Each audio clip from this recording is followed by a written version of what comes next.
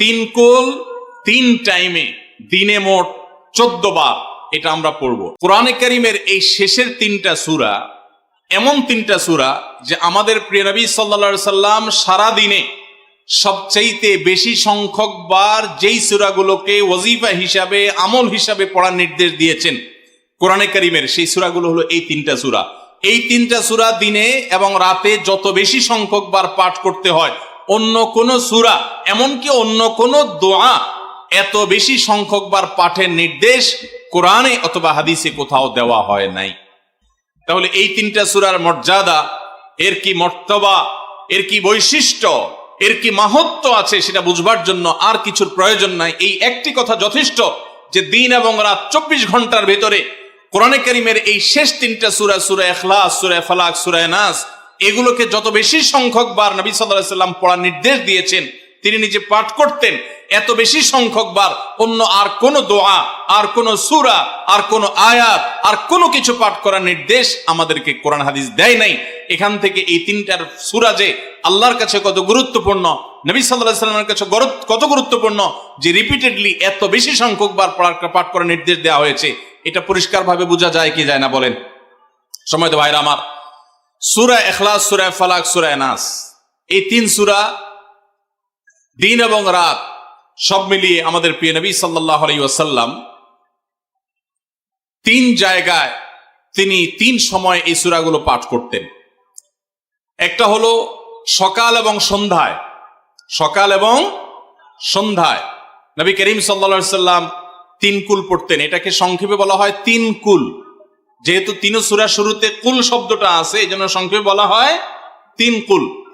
এই তিন কুল ইখলাস, ফালাক, নাস, এই শেষের তিনটা সূরা কোরআনের, এই তিনটা সূরাকে আমাদের প্রিয় নবী সাল্লাল্লাহু আলাইহি ওয়াসাল্লাম সকাল সন্ধ্যায় পড়তেন। একটা টাইম পাইলাম, কোন টাইমে পড়তেন? সকাল এবং সন্ধ্যায়। সকাল এবং সন্ধ্যার পাশাপাশি তিনি রাতে ঘুমানোর আগে আবার পড়তেন। তাহলে দুইটা টাইম পাইলাম। আরেকটা টাইম হলো 5 ওয়াক্ত নামাজের পরেও তিনি পাঠ করতেন। তাহলে কয় টাইম হলো? 3 টাইম। 3 কুল পড়তে হয় প্রতিদিন রাত পুরা 24 ঘন্টার মধ্যে। কয় টাইম? 3 কুল 3 সময়ে পড়তে হয়। সকাল এবং সন্ধ্যা এবং রাত এই সময়গুলোতে পড়তে হয় প্রত্যেকটা 3 বার করে। 3 বার পড়লে কি লাভ হয়? নবী করিম সাল্লাল্লাহু আলাইহি ওয়াসাল্লামের পরিষ্কার হাদিস রয়েছে, যদি কেউ সকালে 3 কুল 3 বার করে পাঠ করে, সূরা ইখলাস 3 বার, সূরা ফালাক 3 বার, সূরা নাস 3 বার যদি কেউ পাঠ করে, সন্ধ্যার আগ পর্যন্ত সারা দিনের জন্য ওই পাঠকারী ব্যক্তি আল্লাহ তাআলার জিম্মায়, আল্লাহর হেফাজতে, আল্লাহর নিরাপত্তায় সে চলে যায়।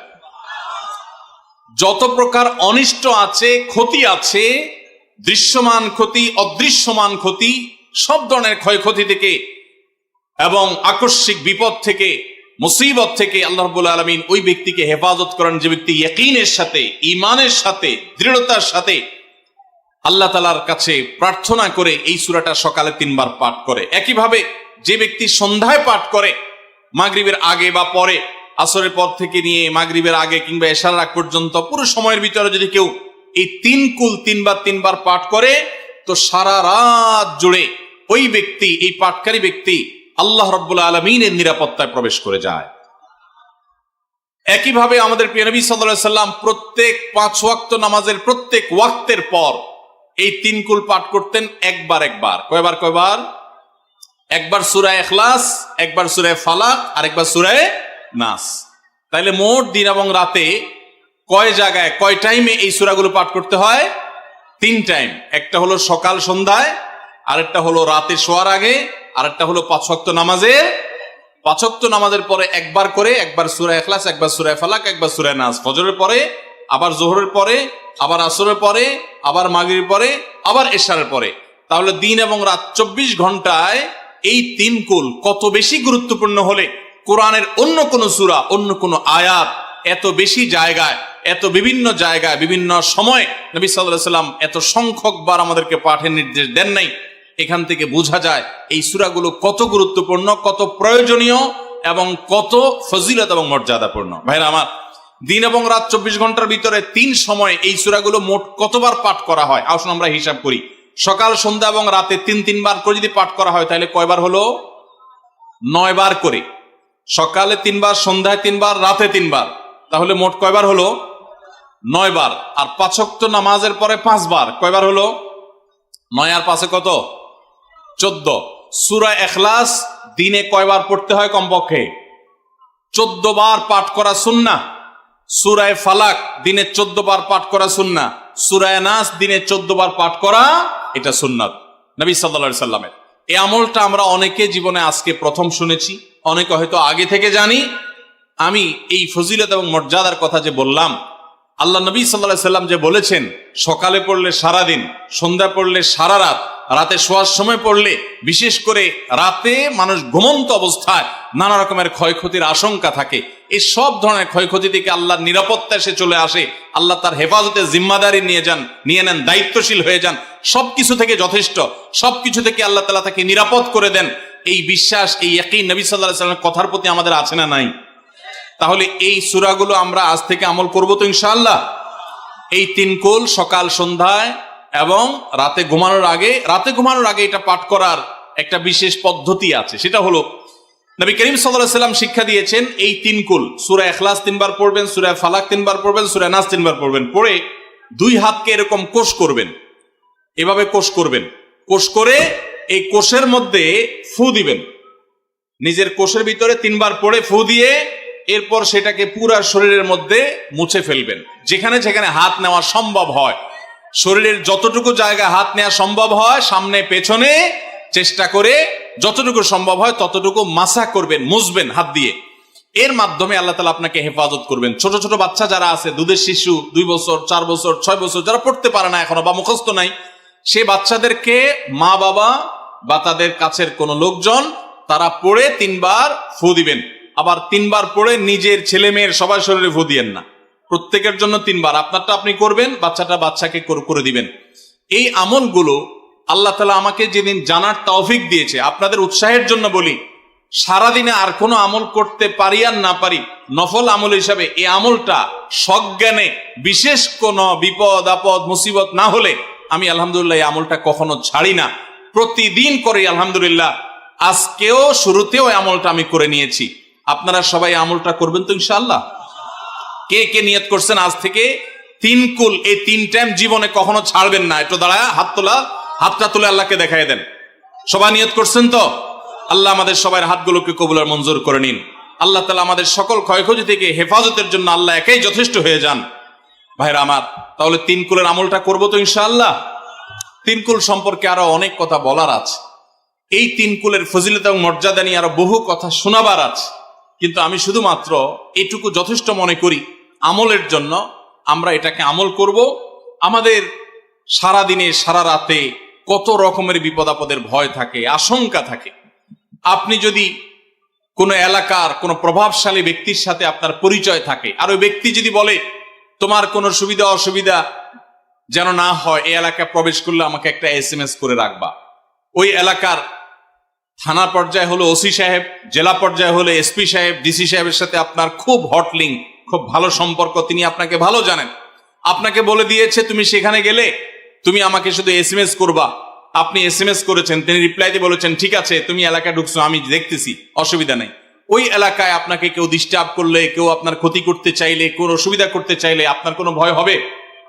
কারণ প্রশাসনের ব্যক্তিরা আপনাকে অভয় দিয়েছেন, তারা আপনার সাথে আছেন, তদারকি করছেন, আপনি নির্ভয় ফিল করবেন। প্রশাসনের ভাইদের হাতে সবকিছু নাই, সবকিছু আছে। তারা চাইলে সব ক্ষতি থেকে আপনাকে বাঁচাতে পারবেন না। হ্যাঁ, তারা চেষ্টা করবেন, এটা ঠিক।